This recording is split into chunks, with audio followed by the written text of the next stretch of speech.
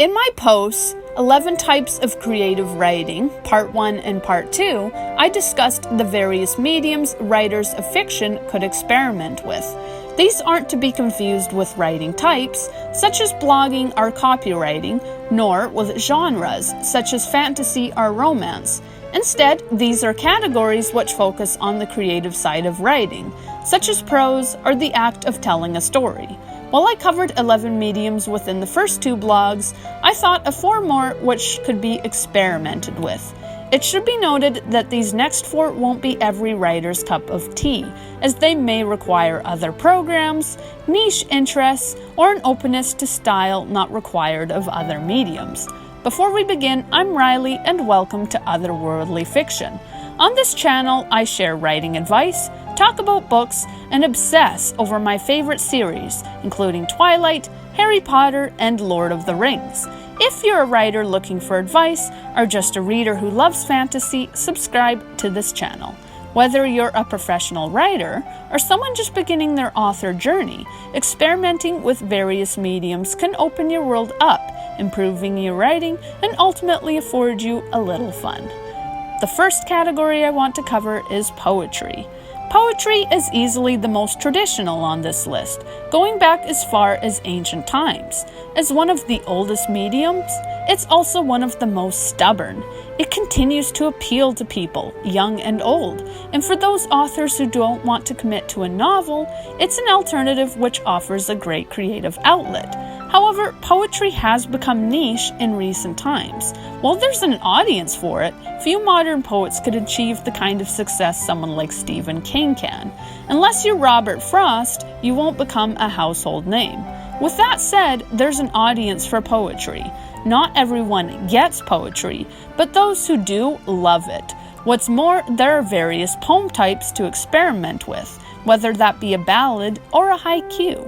If you can't rhyme, that's also valid. Plenty of poetry falls under the category of free verse, and some engage in what's called smash poetry. Smash poetry involves presenting the poem orally, usually with passion or even humor. To the casual listener, it's not unlike listening to rap, though no music is involved. The beauty of poetry, whether it be verbal and passionate or straight-laced and rhyming, is that the topics you can cover are virtually endless. You can tell a narrative. You can explore emotions. You can emphasize the mundane side of life. You can talk about famous people, trees, songs, or even traffic lights. You can talk about whatever you want, provided it means something to you. Poetry about even the most boring topics, such as going to school or talking to your kid, can be gripping because they're so relatable. Poetry is also flexible because it can bounce between the ordinary and the divine, even within the same piece. For those hoping to publish a poetry collection, it's best to choose a theme. This can be emotion, nature, global warming, life in general. Focus on what speaks to you. Plus, poetry lends itself well to social media. Many poets made their start by sharing their poems on the likes of Instagram. The briefness of poems allows them to be easily shared within one post. They're short and sweet, making them accessible, even to those with short attention spans. If smash poetry is more your style, you can even book performances in cafes, which offer stage time or open mic hours. Musicians aren't the only ones who can earn tips performing at the local coffee shop.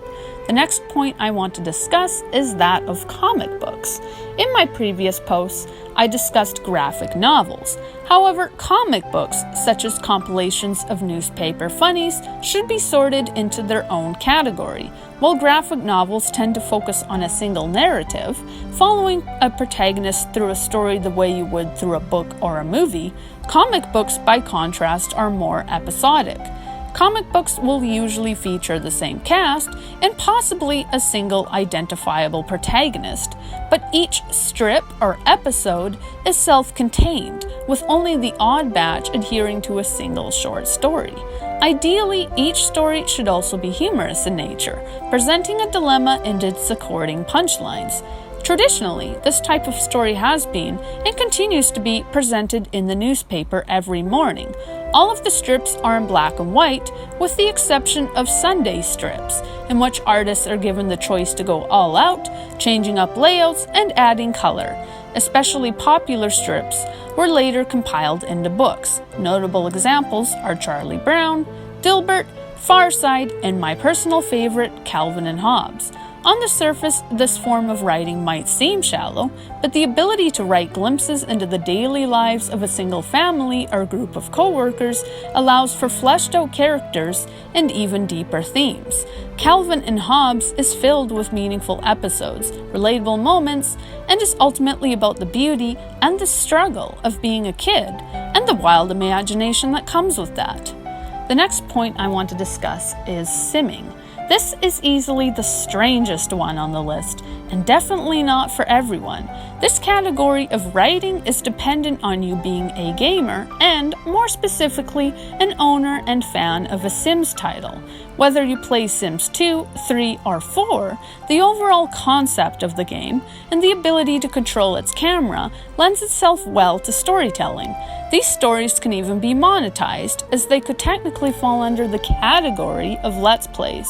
For those who don't know, The Sims is a game which allows you to create your own original characters. You can design their homes, give them hobbies, make them talk or walk a certain way, and essentially anything else you'd need to make an original film. Plenty of Simmers are also writers, and most in the community are a creative bunch. A wealth of resources also exist for those putting together a film, such as mods that add gun animations, if you're planning on making a gangster film, and clothes and hairstyles for any need.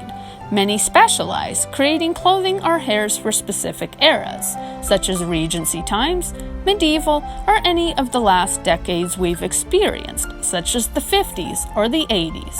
If you're telling a story about a king, you'll be certain to find an ideal outfit for such a character. For more advanced filmmakers, tutorials exist online which show you how to create camera angles and map them to shortcuts, how to teleport your actors to the respective sets, and even how to create effects in your camera work, such as a slow pan. Keyboard shortcuts allow you to pause and unpause the game without going out of your shot to do so. There are a number of approaches you can take when making a Sims film.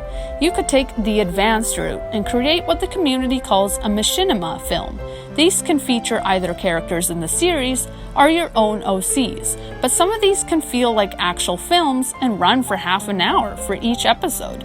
The most sophisticated include custom animations, realistic camera shots, traditional film transitions, and, of course, an original story. People even add in their own lighting or animations if they're skilled enough.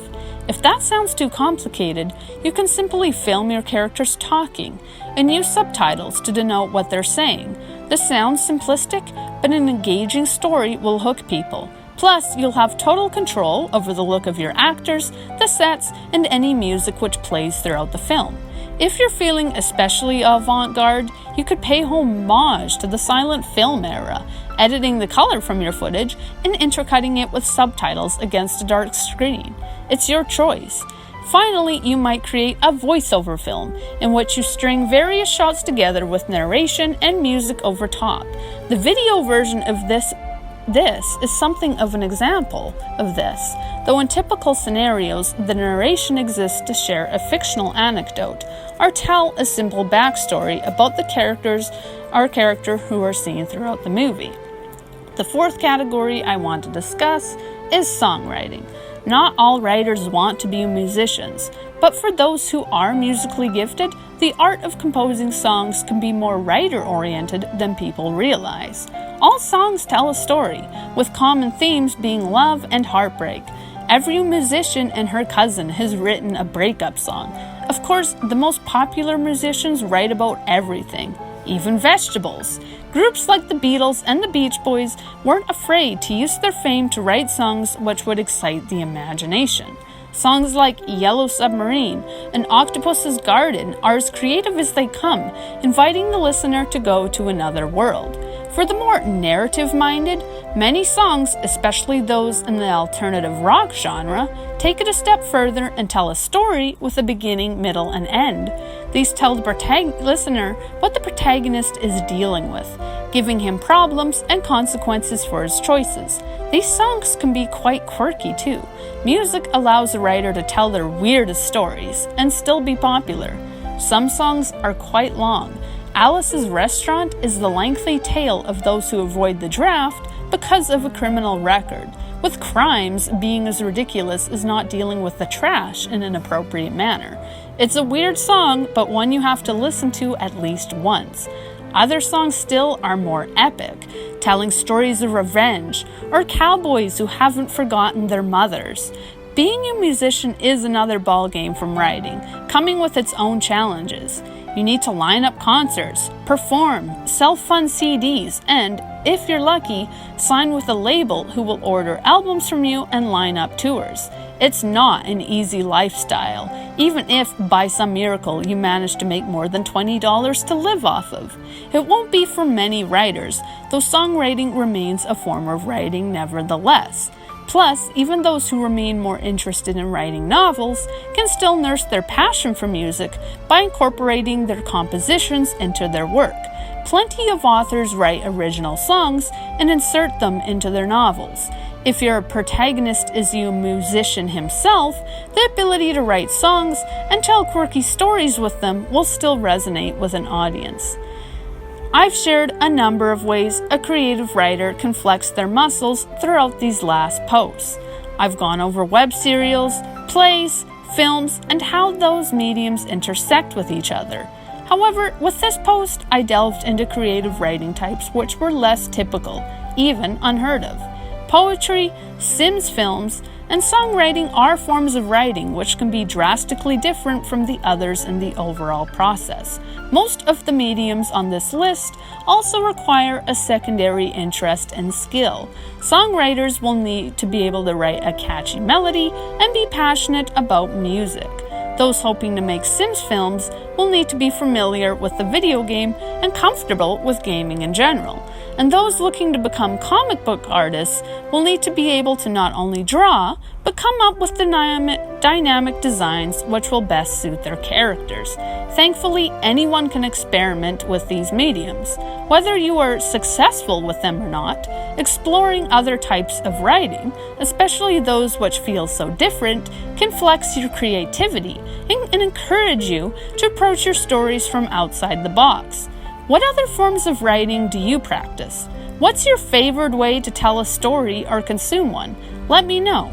And if you enjoyed this video, consider liking and subscribing. Thank you for listening.